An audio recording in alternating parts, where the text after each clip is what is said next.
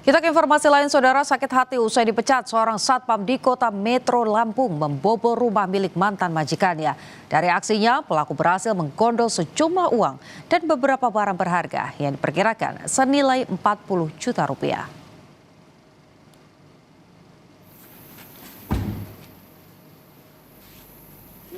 Beginilah suasana penyergapan kediaman seorang pelaku pencurian oleh tim anti bandit Satreskrim Polres Kota Metro Lampung.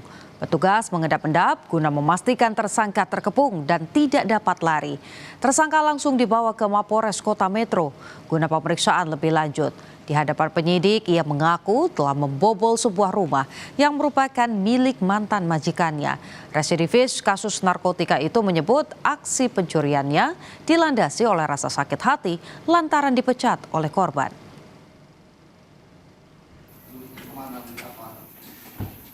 NA dengan kasus berupa pencurian di dalam rumah dan kerugian adalah sebuah PS4 dan uang tunai senilai 40 juta rupiah. Untuk pelaku dengan korban ini adalah pelaku merupakan mantan karyawan korban.